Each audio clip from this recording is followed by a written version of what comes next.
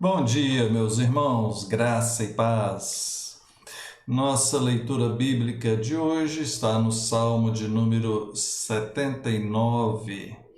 Salmo 79, o título que está aqui na minha Bíblia: O povo pede castigo contra os ímpios. É um salmo de Asaf. Ó Deus, as nações invadiram a tua herança, profanaram o teu santo templo, reduziram Jerusalém a um montão de ruínas, deram os cadáveres dos teus servos por cibo às aves dos céus e a carne dos teus santos às feras da terra.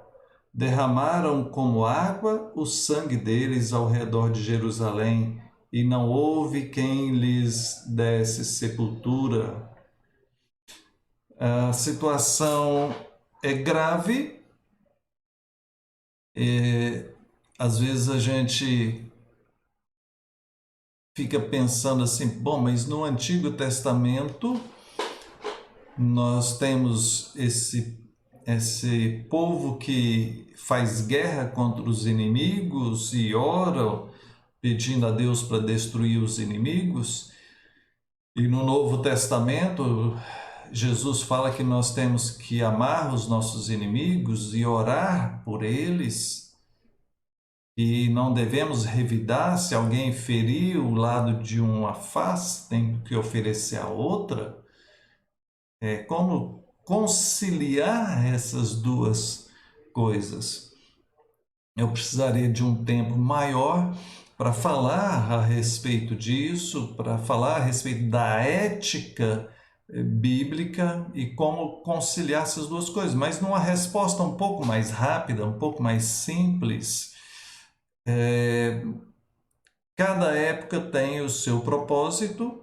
No Antigo Testamento, Deus está desapossando a terra, aquela região da Palestina, de Canaã, e exercendo juízo sobre os povos pagãos, e ele usa o seu povo, a nação de Israel, como sendo o seu braço para executar justiça e assim destruir os inimigos.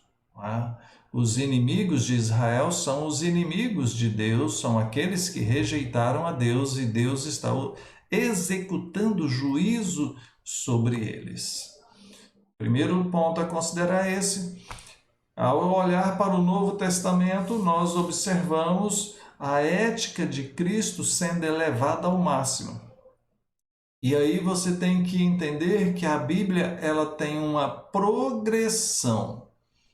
Você vai caminhando desde o início, no Gênesis, até chegar aos Evangelhos, a plenitude da revelação de Deus em Jesus Cristo. É o que nos diz. Então, Cristo é essa plenitude. Então, a revelação é progressiva. Quando nós olhamos lá na época de Noé, na época de Moisés, eles não tinham toda a revelação que nós temos hoje. Você olha pela época ali dos reis, a época de Davi, a época de Isaías, eles não tinham toda a revelação que nós temos hoje. Então Deus orientou daquela forma e eles obedeceram. Deus hoje nos orienta de outra forma e nós obedecemos. Então, conforme a época, conforme a orientação de Deus, nós devemos obedecer.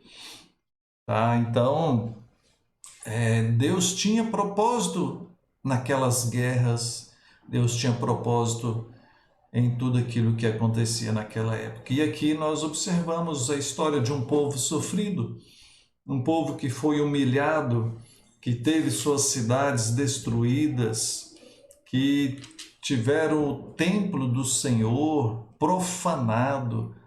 Tá? Tudo isso é muito triste. Mataram pessoas, derramaram o sangue, Veja, verso 4: tornamo-nos o opróbrio dos nossos vizinhos, escárnio, zombaria desses que estão nos rodeando. Era muita humilhação, muita tristeza, muita dor, muita perda. A situação deles era de calamidade. Por isso eles estão orando dessa forma. Verso 5: até quando, Senhor? Olha o nível da oração deles. Até quando, Senhor? Será para sempre a ira do Senhor? O Senhor está irado conosco? Derrama o teu furor sobre as nações que não te conhecem e sobre os reinos que não invocam o teu nome. Verso 9: assiste-nos, ó Deus e Salvador nosso, para a glória do teu nome, livra-nos, perdoa-nos os pecados por amor do teu nome. Eles sabem que tudo aquilo aconteceu por conta do pecado deles. E eles estão aqui pedindo não apenas que Deus livre eles dos inimigos, mas que Deus os perdoe. Veja, a oração deles é o seguinte: Senhor, nós erramos, pecamos contra Ti, por isso estamos sofrendo, nos perdoa e nos livra desses inimigos. Essa é a oração daquele povo em sofrimento. Que Deus nos abençoe e também nos livre das nossas lutas hoje em dia. Creio eu que nenhum de nós experimentou algo desse tipo, né? De ser vítima de inimigos cruéis que mataram nossos familiares, nossos amigos e irmãos, que profanaram nossa igreja e que derramaram sangue e nos escravizaram. Nenhum de nós passamos por algo tão severo. Diante disso, nossos problemas parecem tão pequenos, não? Vamos orar? Senhor, bendito é o teu nome, Pai. Nós nos humilhamos diante de Ti e pedimos que o Senhor perdoe o nosso pecado e nos dê sempre a alegria de poder enxergar como o Senhor tem sido tão bondoso, tão gracioso sobre nós. Muito obrigado, Pai. Em nome de Jesus, amém. Deus abençoe e até mais.